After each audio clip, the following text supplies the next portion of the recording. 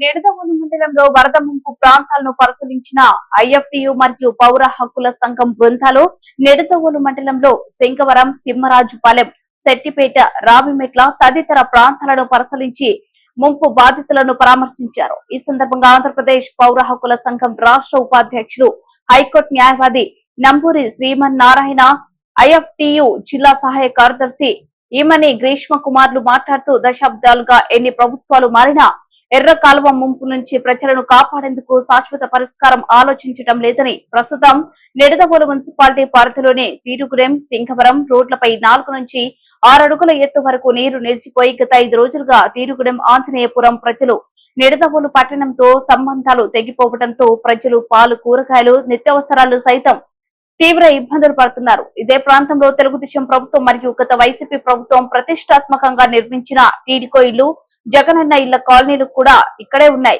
వేలాది ఎకరాల పంటల ముంపుకు గురై రైతులకు కన్నీరే మిగిలిందని, ప్రతి రైతు వేలాది రూపాయలు పంట పెట్టుబడి పెట్టి నష్టపోయారని, ముంపు గ్రామాలలో జనవాసాలు పాక్షికంగానూ పూర్తిగాను ధ్వంసమైన నేపథ్యంలో తక్షణం ప్రభుత్వ సహాయక చర్యలు చేపట్టాలని, బియ్యం, పాలు, కూరగాయలు వంటి నిత్యావసరాలు యుద్ధ ప్రాతిపాదికన ఉచితంగా అందజేయడంతో పాటు మెడికల్ క్యాంపులు నిర్వహించి వైద్య బృందాలు అందుబాటులో ఉంచాలని డిమాండ్ చేశారు. ఈ కార్యక్రమంలో ఐఎఫ్టియు నాయకులు నూతంగి రమేష్, బైపే సతీష్, నూతంగి కాంతారావు, కొండమంచలి వర్మ తదితరులు పాల్గొన్నారు. సుమారు 4 అడుగుల పైన నీరు ఈ రోడ్ల పైన నిల్వ ఉండడం కారణంగా కనీసం తిండి గింజలు, నిత్యావసర సరుకులు, కూరగాయలు కొనుక్కోవడానికి కూడా లేని ఇబ్బంది పడుతున్నటువంటి వాతావరణం. ఇక్కడ ప్రజాప్రతినిధులు, అధికారులు కేవలం సందర్శించి వెళ్తున్నారే తప్ప ఇక్కడ ఉపశమన చర్యలు చేపట్టడంలో తీవ్రంగా వైఫల్యం చెందారు. తక్షణమే ఇక్కడ వరద ముంపుకు గురైనటువంటి బాధితులను ఆదుకోవడానికి ఉపశమన చర్యలు చేపట్టాలని చెప్పేసి డిమాండ్ చేస్తా ఉన్నాం. అంతేకాకుండా నిడదవోలు ఈ పరిసర ప్రాంతాల్లో ఎర్రకాలువ ప్రమాదం ఎప్పుడు వర్షం వచ్చినా సరే ముంపుకు గురి చేయడానికి ఎర్రకాలువ అనేటువంటిది ఎప్పుడూ కూడా సంసిద్ధంగా ఉంటా ఈ ఎర్రకాలువ ముంపుకి గురి చేస్తా ఉంది.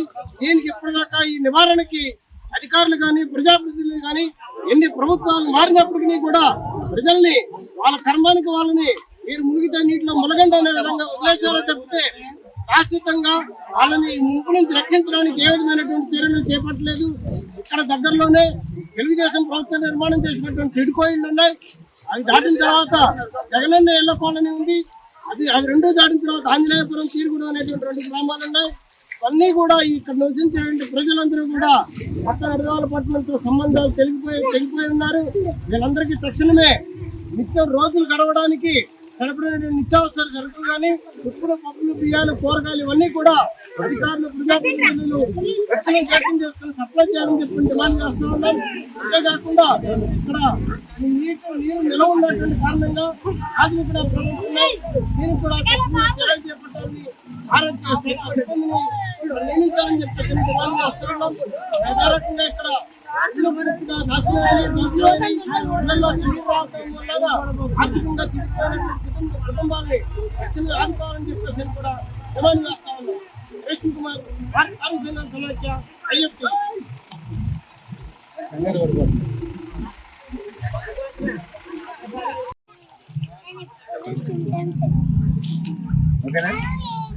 శ్రీమన్నారాయణ, పౌర హక్కుల సంఘం రాష్ట్ర ఉపాధ్యక్షులు, హైకోర్టు అడ్వకేట్. గత 4 రోజులుగా కురుస్తున్నటువంటి భారీ వర్షాల వలన నిడదవోలు పరిసర గ్రామాల్లో ఉన్నటువంటి సింగవరం, తీరుగుడెం ప్రాంతాలలో ఉన్నటువంటి ఈ పంట పొలాలు మొత్తంగా కూడా నీట మునిగిపోవడం జరిగింది. ఈ నీట మునిగిపోవటమే కాకుండా రోడ్లు మొత్తంగా కూడా నీరు చేరి మొత్తం రవాణా వ్యవస్థకి తీవ్రమైనటువంటి ఇబ్బందులు ఏర్పడుతున్నాయి. వీటిని ఈరోజు పౌర హక్కుల సంఘం, ఐఎఫ్టియు, ఇతర కార్మిక సంఘాల నాయకులందరూ కూడా పరిశీలించడం జరిగింది. ఈ సందర్భంగా ప్రభుత్వానికి ఒక విజ్ఞప్తి చేస్తున్నాం. ఎప్పుడు వరదలు వచ్చినా తీరుగుడెం, ఈ చుట్టుపక్కల ప్రాంతాలలో ఎర్రకాలువ ముంపుకు గురవుతున్నటువంటి పరిస్థితి కనిపిస్తుంది. ఎర్రకాలువ ముంపుని నివారించడం కోసం యుద్ధ ప్రాతిపదికన చర్యలు తీసుకోవాలని చెప్పేసి మేము డిమాండ్ చేస్తున్నాం. యుద్ధ ప్రాతిపదికన చర్యలు తీసుకోవాలని చెప్పేసి గత ముంపులో కూడా మేము డిమాండ్ చేయడం జరిగింది. అయినప్పటికీ అధికారంలో ఉండేటటువంటి ప్రభుత్వాలు ఏ విధమైనటువంటి చర్యలు తీసుకున్నటువంటి పరిస్థితులు కనిపించడం లేదు. పంట పొలాలు మొత్తంగా కూడా మునిగిపోయినాయి. పంట పొలాలు మొత్తంగా కూడా మునిగిపోవటం వలన పంట నష్టం అనేటటువంటి తీవ్రంగా జరుగుతుంది. పంట నష్టం జరుగుతున్నటువంటి పంట పొలాల రైతులందరికీ కూడా తక్షణమే నష్టపరిహారాన్ని చెల్లించాలి. అదేవిధంగా ఇక్కడ ఇల్లు పూర్తిగా దెబ్బతిన్నటువంటి ఇల్లు ఉన్నాయి, పాక్షికంగా దెబ్బతిన్నటువంటి ఇల్లు ఉన్నాయి. పూర్తిగా దెబ్బతిన్నటువంటి ఇల్లు స్థానంలో ఇళ్లను నిర్మించాలని చెప్పేసి ఈ సందర్భంగా మేము డిమాండ్ చేస్తున్నాం. ఈ 4 రోజులుగా కూడా కార్మికులు, వ్యవసాయ కూలీలు, మత్స్యకారులు, వివిధ చేతి వృత్తులు చేసుకునేటటువంటి కూలీలందరూ కూడా ఉపాధి లేక తీవ్ర ఇబ్బందులు పడుతున్నటువంటి పరిస్థితి. అందుకనే ఇంకొక 2 రోజుల పాటు ఈ వర్షాభావ పరిస్థితులు ఉన్నాయి కాబట్టి మేము ప్రభుత్వాన్ని డిమాండ్ చేస్తున్నాం. పేదలందరికీ కూడా ఈ జీవన భత్యం అనేటటువంటిది ఇవ్వాలని చెప్పేసి డిమాండ్ చేస్తున్నాం. ఈ రోజున ఈ చుట్టుపక్కల ముంపుకు గురైనటువంటి గ్రామాలను సందర్శించినటువంటి ప్రజాప్రతినిధులు కూడా తక్షణం ఎవరైతే బాధితులు ఉన్నారో బాధితులను ఆదుకోవాలి. అదేవిధంగా మత్స్యకారుడైనటువంటి ఘనసాల వెంకటేశ్వరరావు ఈ యొక్క వరదల్లో వాగులో కొట్టుకుపోయి చనిపోవడం జరిగింది. అతనికి నష్టపరిహారంగా అతని కుటుంబానికి 30 లక్షల రూపాయలు నష్టపరిహారం చెల్లించాలని చెప్పేసి ఈ సందర్భంగా డిమాండ్ చేస్తున్నాం. ఈ వరదల నివారణ కోసం ప్రభుత్వం తక్షణం యుద్ధ ప్రాతిపదికన చర్యలు తీసుకుని ఇక్కడ అంటువ్యాధులు ప్రబలకుండా తగినటువంటి జాగ్రత్తలు తీసుకోవాలని చెప్పి కూడా మేము డిమాండ్ చేస్తున్నాం.